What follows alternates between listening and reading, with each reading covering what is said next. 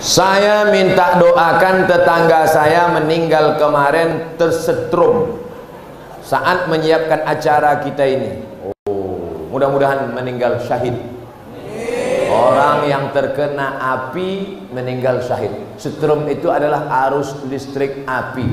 Apa disebut syahid? Mengapa dia yang meninggal ini disebut syahid? Syahid artinya menengok. Nanti bapak ibu kalau ditanya orang, dia mati syahid. Apa itu syahid tuh? Entahlah, dari dulu dah begitu kata orang. Syahid artinya menengok. Kenapa orang mati syahid disebut menengok? Karena sebelum dia mati, dia sudah menengok tempatnya dalam surga. Sebelum dia mati, dikepakkan malaikat sayapnya begini. Nampaknya tempatnya dalam surga. Itulah mengapa mereka meninggal itu tersenyum. Orang yang mati jihad fisabilillah syahid. Orang yang mati sakit perut syahid. Orang yang mati terbakar syahid. Orang yang mati tenggelam syahid. Orang yang mati melahirkan syahid. Tapi tak semua. Yang mati sakit perut karena makan jengkol petai tak syahid. Nanti di akhir majelis kita doakan semua ini saudara-saudara kita yang sudah meninggal dunia. Saya jawab dulu pertanyaan. Ada dua masjid yang sangat berdekatan sekali jaraknya, hanya 20 sampai 30 meter saja. Apakah itu baik Pak Ustadz? Karena kalau sholat jamaah kedua masjid ini jadi terpecah sikit kali.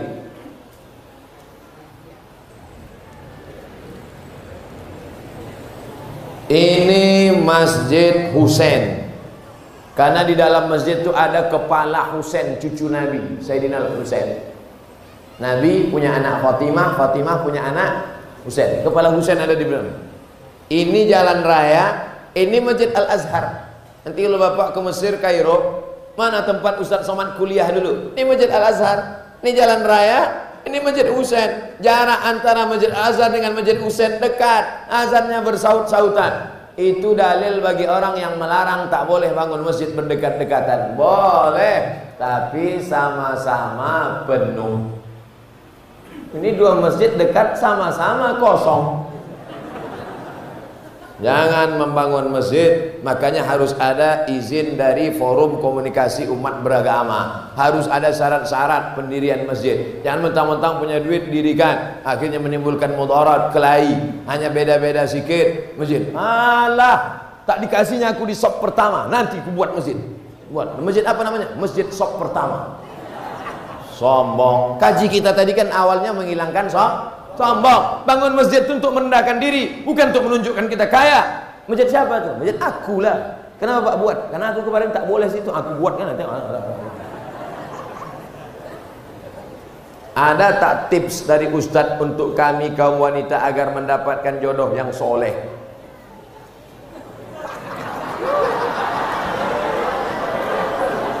Jodoh itu rezeki apa tak rezeki? Rezeki. Rezeki itu dijamin Allah apa tak dijamin Allah? Kenapa risau? Sedangkan dijamin jasara harja aja kita tak risau. Banyak orang naik sepeda motor nyantai ngantuk-ngantuk. Kok nggak takut tabrakan? Alah, udah ada asuransi kok. Jodoh itu jaminan dari Allah Subhanahu wa taala. Di atas pokok-pokok kayu itu sudah tertulis nama kita, bahwa kalau dia berbuah, buahnya untuk kita. Di atas pokok duku itu sudah tertulis nama kita, kalau duku itu berbuah, dukunya punya kita. Begitu juga dengan jodoh, sudah ditetapkan Allah SWT. Jangan risau kalau jodoh takkan ke mana. Karena jodoh kita berjumpa atau karena jumpa jadi berjodoh? Nah, memang kalau udah siang-siangnya nggak payah berpikir memang.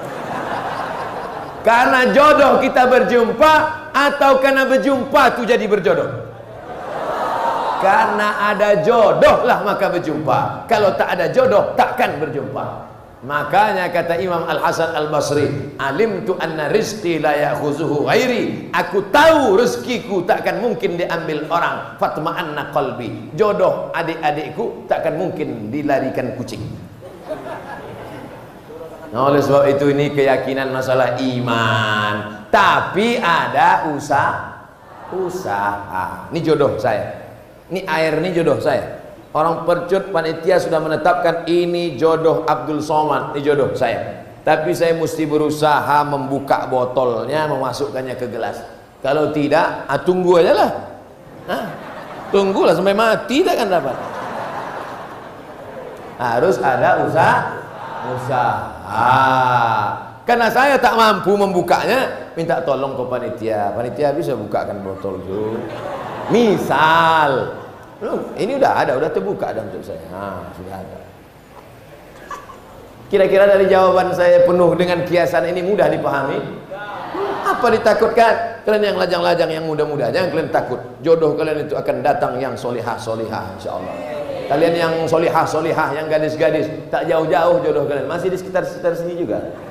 Tengoklah, ada yang di bawah pokok kayu, ada yang tersangkut-sangkut di tiang-tiang itu, ada di sini. Cuman harus tetap ada usaha. Jangan rusak jodoh, rezeki yang baik karena usaha yang tak baik.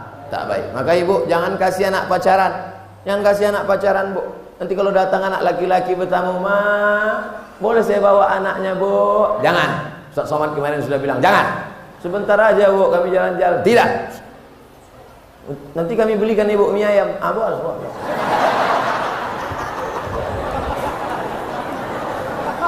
Murah kali anak gadis. Ustaz, saya mengizinkan suami saya kawin lagi.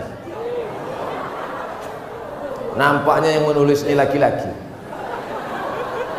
tapi dalam hati kita dongkol. Bagaimana tuh Pak Ustaz? Masuk surga apa tidak? Masuk, cuma agak lambat sedikit.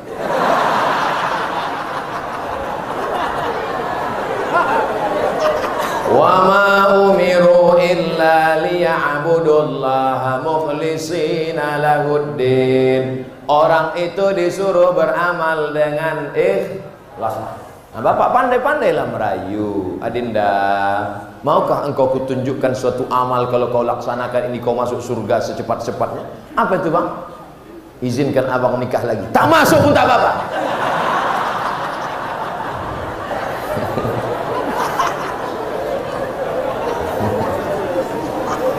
Ibu jangan takut suaminya nikah lagi, karena Negara Kesatuan Republik Indonesia sudah menetapkan peraturan mereka tak mungkin bisa nikah kalau tidak ada tanda tangan dari istri pertama di atas matre 6.000. Oleh sebab itu ibu hati-hati kalau ada di laci nampak matre 6.000.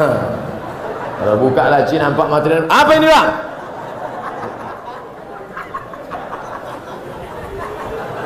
Ibu tak usah takut. Ibu tak usah takut, tak usah sedih, tak usah cemas. Mereka ini tak ada yang berani. Udah aku tengok pucat-pucat semua muka.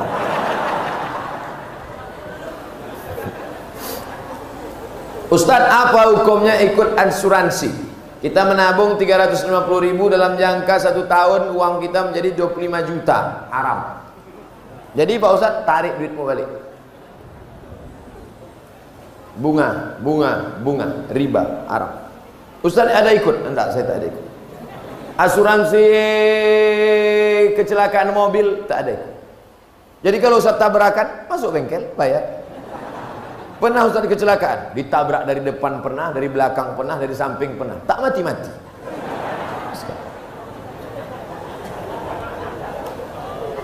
Pergi saya ceramah dari rumah sebelum subuh, kencang 120 lah. Tak nampak saya di depan itu ada box culvert, galian jembatan, karena gelap. Terbang mobil itu, berhentinya pas nabrak tiang listrik, hancur. Masuk bengkel, ditanya sama orang bengkel, Pak, ya, Bapak pakai safety belt? Enggak, lupa saya. Kok enggak mati? Mana aku tahu. Ini Pak, kalau menurut perhitungan kami orang bengkel, ini Bapak mati nih, hancur remuk ke dalam. Malah yang bayar pakai asuransi mati duluan. Oleh sebab itu maka masalah ini adalah masalah keimanan kita kepada Allah Subhanahu wa taala. Bagaimana hukumnya mengadakan jamu laut, kenduri, nelayan dengan memotong kepala kambing, kepala kerbau untuk menghanyutkannya ke laut? Di Mesir itu harus dihanyutkan anak gadis. Karena kalau tak dihanyutkan anak gadis, air sungai Nil ditahan sama jin. Air kering. Kalau air sungai Nil kering, maka nanti gandum tak tumbuh, ikan tak datang, orang Mesir mati. Datanglah gubernur Mesir namanya Amr bin As. Kata Amr bin As, jangan kalian hanyutkan lagi anak gadis. Jangan kalian hanyutkan anak gadis di sungai Nil. Haram membunuh anak gadis untuk jin. Tak boleh. Kata orang Mesir, kalau tak kita hanyutkan anak gadis, kita mati di Mesir ini, wahai gubernur. Akhirnya Amr bin As membuat secari kertas surat. Wahai Khalifah Umar bin Khattab, tolong kau tulis, tolong kau kasih fatwa, apa hukum menghanyutkan anak gadis ke sungai Nil. Datang Umar bin Khattab, dibalasnya lah, kasih amplop. Nih, hanyutkan ke sungai Nil. Surat dari Umar bin Khattab, hanyutkan ke sungai Nil. Sebelum dihanyutkan ke sungai Nil, dibuka oleh Amr bin As. Dia mau tahu apa isinya. Min Abdillah, dari hamba Allah Umar bin Khattab, ila nahrin Nil, kepada sungai Nil. In kunta tajri min qibalillah fajri, kalau kau mengalir karena Allah, mengalirlah. Wa in kunta tajri min qibali nafsik fala tajri, kalau kau mengalir karena dirimu, tak usah kau mengalir sampai hari kiamat. Dicampakkan surat itu ke sungai Nil. Besok pagi naik air sungai Nil 16 jengkal naik ke atas. Sejak hari itu tak lagi ada tradisi menghanyutkan anak gadis di sungai Nil. Saya sampai ke sungai Nil, sampai hari ini sungai Nil tak ditahan oleh jin. Jin di Indonesia seleranya agak rendah sedikit. Kambing, kerbau. Kalau di Mesir tak laku. Dikasih kerbau, tak lepel. Maka tuan-tuan guru berzikir, bertahlil untuk mengusir hantu belau jin setan ini. La ilaha illallah, la ilaha illallah, la ilaha illallah. Kalaupun dia mau kenduri, kenduri sama-sama berdoa, membaca Quran, meminta kepada Allah Subhanahu wa ta'ala, tidak meminta kepada jin, hantu dan setan. Bagaimana cara memulai dan memantapkan hati untuk berhijrah, Pak Ustaz? Saya sebetulnya udah lama mau tobat minum kamput nih, Pak Ustaz. Kenapa kau belum berhenti juga? Itulah, belum dapat momentum yang pas lagi. Nih, momentum yang pas. Kebetulan habis tablik akbar pengajian Ustaz Somad di Percut. Kebetulan pula ini ujung bulan Zulhijjah, mau masuk 1 Muharram. Sejak hari ini berhenti pakai sabu-sabu narkoba. Setuju? Sejak hari ini berhenti mabuk-mabuk, selingkuh dan buat dosa. Setuju? Setelah tekad berhenti, buang semua botol-botol minuman. Yang selingkuh buang nama-nama mantan-mantan itu, mantan 1, mantan 2, mantan 3, mantan 4, mantan 5, buang semua. Setelah itu ikut pengajian, menggabungkan diri dengan komunitas remaja masjid. Ada? Buat BKPRM, Badan Kontak Persatuan Remaja Masjid Sumatera Utara, Medan, Deli Serdang. Ikut menggabungkan diri. Jangan sendirian, karena setan mendatangi orang yang sendirian. Zuhur berjamaah, asar berjamaah, komunitas berjamaah. Jangan lagi berkawan sama mereka. Saya berkawan sama mereka untuk gaul aja, Pak Ustadz. Nanti kau mau memancing mereka, rupanya bukan tukang pancing dapat ikan, tapi tukang pancing dilarikan ikan. Kau rasa kau sudah kuat? Udah kuat saya ini, Pak Ustadz. Mancing. Iya kalau datang ikan gembung. Kalau ikan paus, oleh sebab itu maka berjamaah. Alaikum bil jamaah. Ibu-ibu yang sudah hijrah, yang sudah pakai jilbab panjang, ikut wirid Yasin. Masih ada wirid Yasin di Percut? Hari Kamis apa hari Jumat? Kamis Jumat. Mantap, ikuti, lanjutkan, teruskan. Anak-anak kecil bawa, gendong-gendong, tidur. Karena kadang anak kecil ini menangis, ibu yang sebelah marah. Alah anak kau nih, hanyutkan aja ke sungai gitu.